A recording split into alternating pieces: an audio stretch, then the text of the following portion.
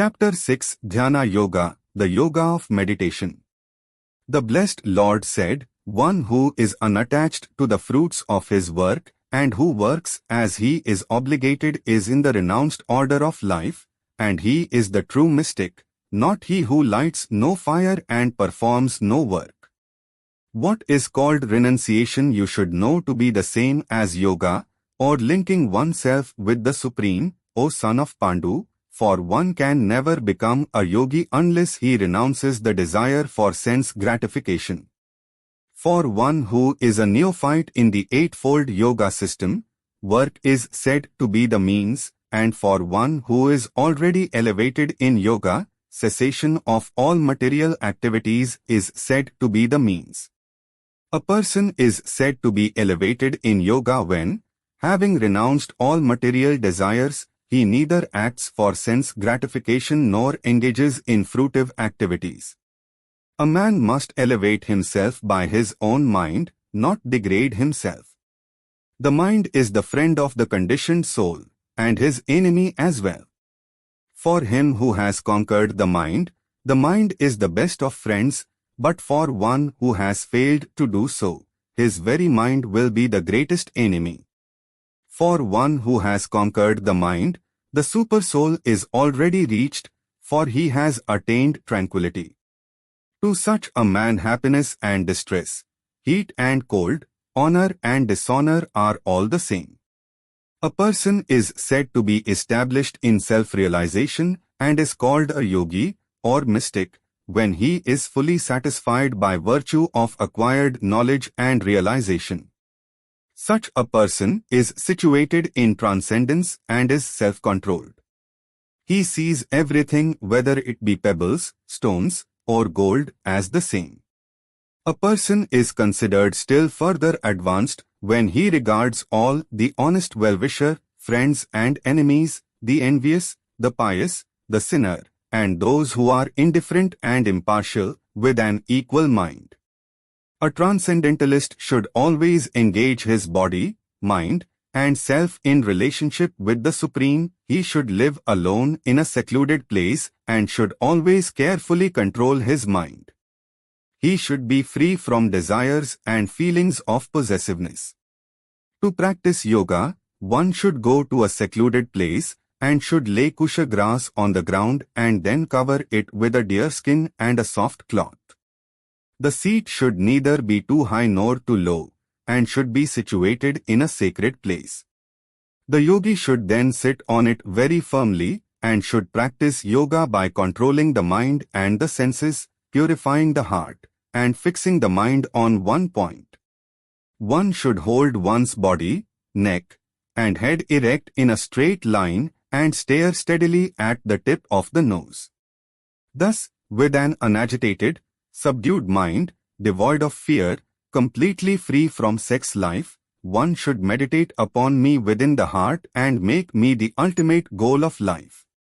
Thus practicing constant control of the body, mind, and activities, the mystic transcendentalist, with a regulated mind, attains to the kingdom of God, or the abode of Krishna, by cessation of material existence. There is no possibility of one's becoming a yogi, O Arjuna, if one eats too much or eats too little, sleeps too much or does not sleep enough.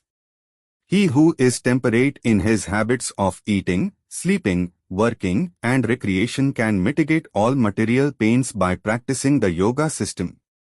When the yogi, by practice of yoga, disciplines his mental activities and becomes situated in transcendence, devoid of all material desires, he is said to have attained yoga.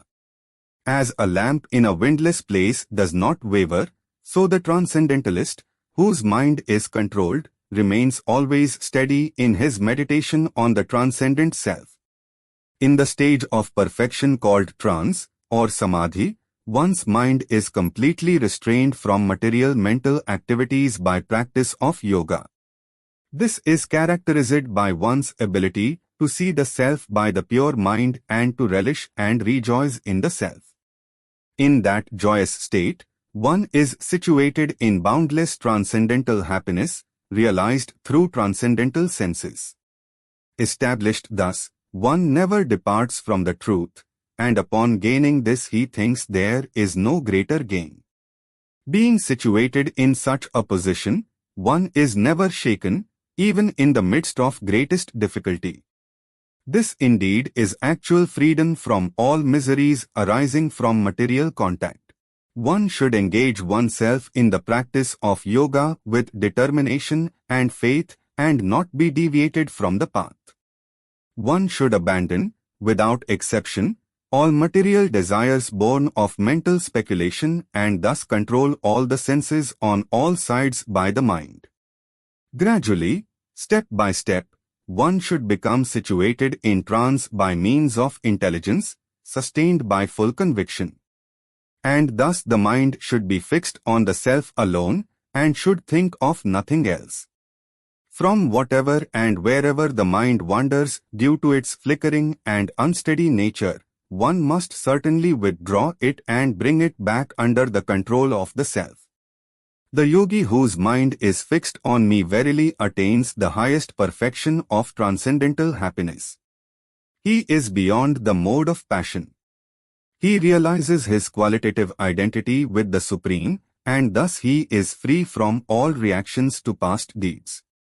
Thus the self-controlled yogi, constantly engaged in yoga practice, becomes free from all material contamination and achieves the highest stage of perfect happiness in transcendental loving service to the Lord.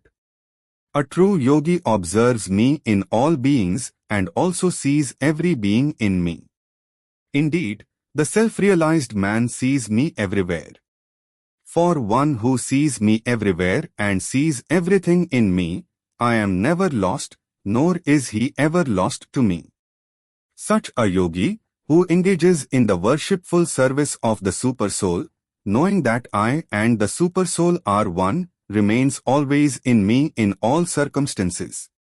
He is a perfect yogi who, by comparison to his own self, sees the true equality of all beings, in both their happiness and their distress, O Arjuna. Arjuna said, O Madhusudana, the system of yoga which you have summarized appears impractical and unendurable to me, for the mind is restless and unsteady.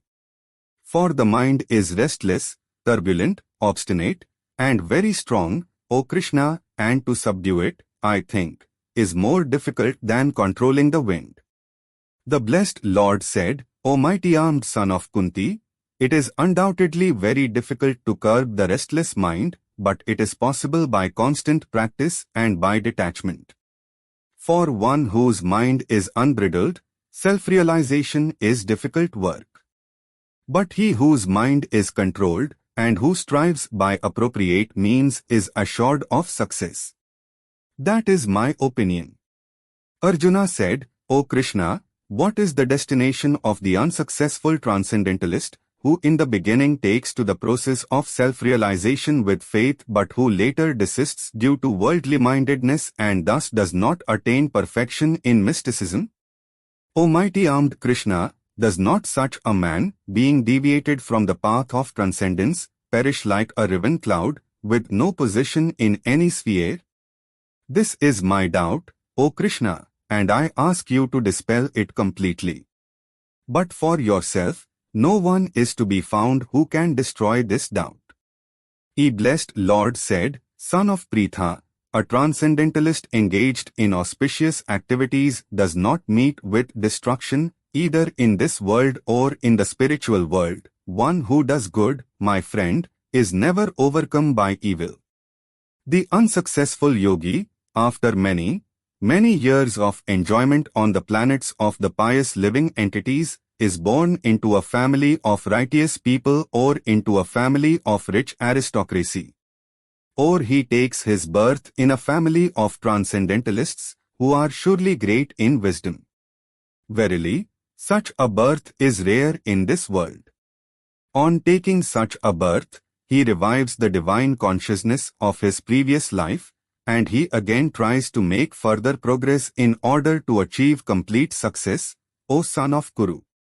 By virtue of the divine consciousness of his previous life, he automatically becomes attracted to the yogic principles even without seeking them. Such an inquisitive transcendentalist stands always above the ritualistic principles of the scriptures.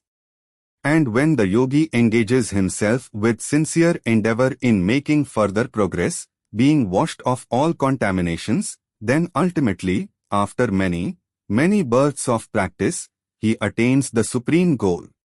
A yogi is greater than the ascetic, greater than the empiricist, and greater than the fruitive worker. Therefore, O Arjuna, in all circumstances, be a yogi. And of all yogis, the one with great faith who always abides in me, thinks of me within himself, and renders transcendental loving service to me, he is the most intimately united with me in yoga and is the highest of all. That is my opinion. This concludes chapter 6 of the Bhagavad Gita, entitled Dhyana Yoga, or the Yoga of Meditation. Thank you to all our subscribers for your support. If you haven't subscribed yet, please subscribe, like, share, and press the bell icon for all notifications. Your support keeps us going. Thanks for watching our channel.